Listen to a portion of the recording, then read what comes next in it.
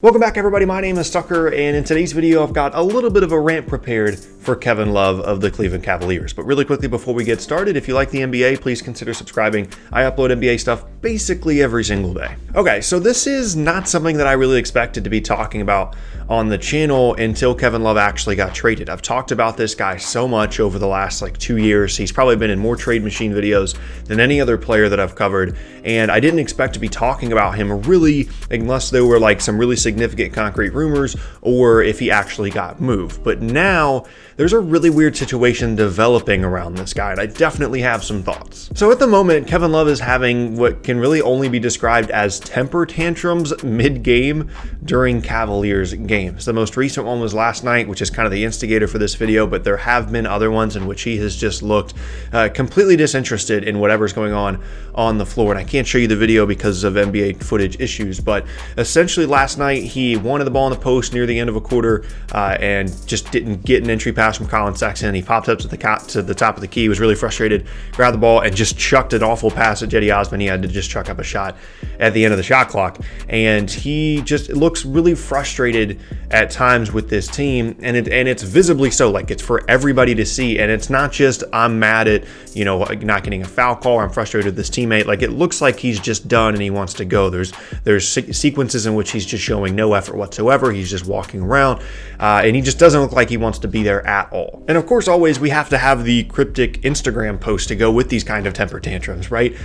Yesterday after the game, people were accusing him of having issues with Collin Sexton because that's the player that wouldn't give him the entry pass. He posted on Instagram saying, "A lot of non-truths being shared, but I've learned that we live in a world where people remember accusations and not rebuttals. Let them paint whatever picture they want. Fact is, I love my teammates." But the thing is, Kev, it doesn't really look like that's the case right now, just based off your actions, right? You can talk about what everybody else is saying about you if you want to, but based off your actions, it doesn't really seem like you want to be in Cleveland or that you enjoy playing with your teammates at all. And to be honest with you, I completely understand the frustration, right? It's not a great situation to be in. There's a lot of younger guards.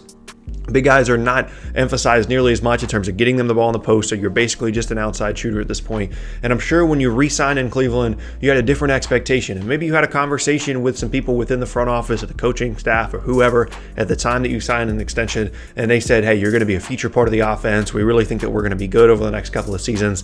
That's why we're offering you all this money. We don't just want to completely rebuild once LeBron leaves.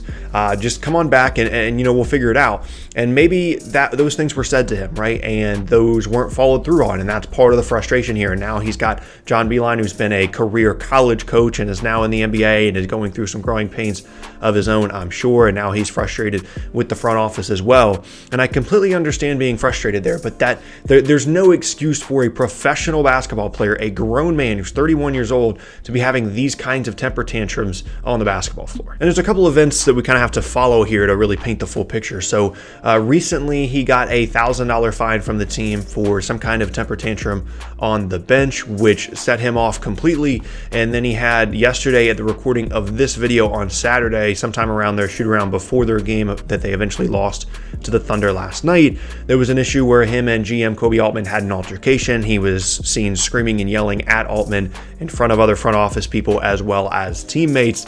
And earlier as well, last year, there was some issue where Altman threatened to fine him, and he responded by saying, "Go ahead, I have plenty of money."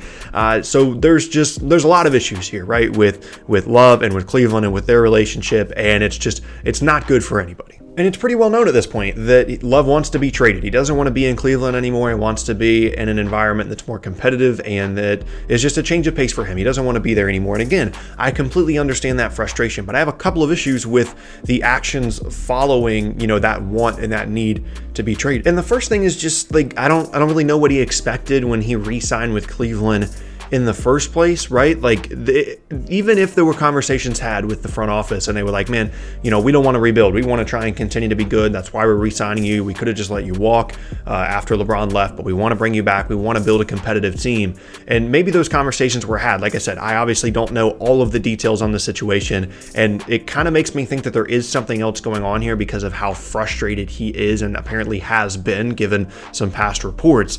But that doesn't excuse the decision on his part. If he really sat down and thought about it and looked at the roster and the city that he's in, wouldn't he have realized that there's probably no way that this team is going to be really competitive over the next couple of seasons, and that they were going to be heading in this direction of a rebuild and of tanking and trying to get, some younger players on the roster moving forward. And the focus just wasn't going to be about him, right? Like, he had to know that if he really looked at it objectively. And that kind of leads you to think that this guy just wanted the money, right? And I don't blame him. Like, I'm not mad at him for taking the money, but that you can't then turn around and say, oh, I'm mad about the situation that I'm in, because if you really thought about it, like, you had to know that this was the direction that it was going for this team. And again, maybe there were conversations had, I don't know, but it's the Cleveland Cavaliers. When LeBron James is not on the roster within the last 20 years, they're not very good. And when he leaves, like, you have to know that it's going to be pretty unlikely that team's going to have any kind of success, especially with Kyrie Irving gone. Like, if Kyrie had stayed and he didn't get traded and all that stuff, then, maybe that team's going to be really good for the next couple of seasons, even after LeBron leaves. But when that trade kind of goes south and then LeBron leaves, like, you have to know, and I guess he just took the money, which again, I'm not mad at him for, but you kind of created this own situation for yourself, and now you just kind of have to deal with it. And on top of that, like, he wants to be traded now, and that makes complete sense. And players get traded all the time, whether they have a right to be unhappy or not, whether it's justified or not. Players get traded all the time, and so it makes sense for him to want to be. But this whole like temper tantrum thing and making himself look like a bad teammate, it's not helping him get moved. Like, teams already don't want to pay a 31-year-old that's declining in skill, although I still think he's a valuable player in the right situation.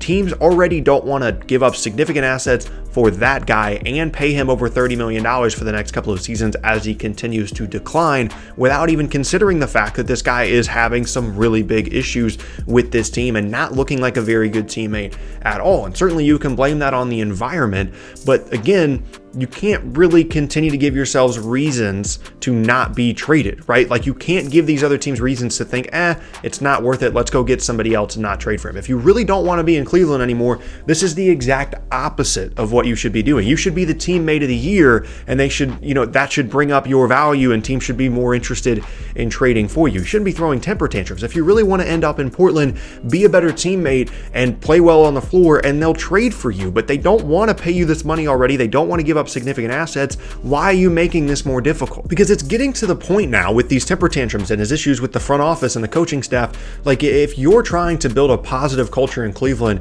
you can't have a guy like this just walking all over everybody and letting him do whatever he wants, around these young, malleable pieces that you have on your roster. So it's getting to the point where maybe they should just send him home and say, you don't need to play. It's fine. You're having these issues, and we'll try and find you a trade partner. But if we can't, then we can't. Like, that's where we're at, and that's only going to further bring down his value, which is not what the team wants or what he wants, because he actually wants to be moved. But that's the point that we're getting to here, because this situation is getting so bad. Now, there's been worse things around the league in NBA history. Guys have choked out their coaches, right? Like, it's been worse than this, right? But it just, the mindset of the whole situation makes no sense to me if you're Kevin Love. Like, the initial decision to re-sign in Cleveland, thinking that for some reason they were going to be competitive, and then throwing all these temper tantrums, even if you are frustrated. Like, I get it. You're a big guy. You're playing with younger guards. It's Darius Garland. It's Collin Sexton. It's going to be tough. These guys are learning the NBA game. You haven't had a ton of team success throughout your career. You were in Minnesota, and you had a couple of really good years in Cleveland, won a championship alongside LeBron James, but for the majority of that run, you were the scapegoat. And if anything went wrong, then you would have been traded. If they lost the championship in 2016, they would have traded him that offseason 100%, right? I understand that he hasn't had the easiest NBA career from a team success standpoint. Maybe you can blame a lot of that on him. I don't know. That's not the conversation that I'm here to have. All I know is that no matter how frustrated you are, and again, not knowing all the details, maybe there's other stuff going on, but no matter how frustrated you are, if you want your situation to change, then your attitude has to change as well. Otherwise, it's going to be much more difficult for you to find yourself on a different NBA team this season. And yeah, secretly, I want him to figure this stuff out and get traded, because I think he's a really important trade piece for this season and whatever team he ends up on. Hopefully, if he does get traded, because we've only got like a month left until the trade deadline, I think he could be a really important piece for one of these teams that is trying to push for a championship or try and push, towards the top 4 seed in their conference. I think it could be a really impactful trade, but it's not going to happen if this guy just continues to show himself to be a poor teammate at this point in his career. So it's going to be an interesting situation to watch continue to develop, but I definitely had some thoughts on this, and I had to share them with you guys because like a lot of people are kind of making this out to be a joke, and it definitely is a joke a little bit that this 31-year-old is just this frustrated and throwing childlike temper tantrums on the court and on the sideline. But at the same time, like, it's a serious issue in terms of him actually wanting to be moved, and in terms of the league as a whole. Like, this guy has to get it together if he wants to be a really impactful trade piece, or if he just wants to, waste away for the rest of the year in Cleveland. And there you have it. That is going to be the end of today's rant video, and I thank you all very much for watching. Once again, my name is Tucker. If you missed any of my previous videos, then be sure to check out the boxes on screen. Thanks again, and I'll see you all next time.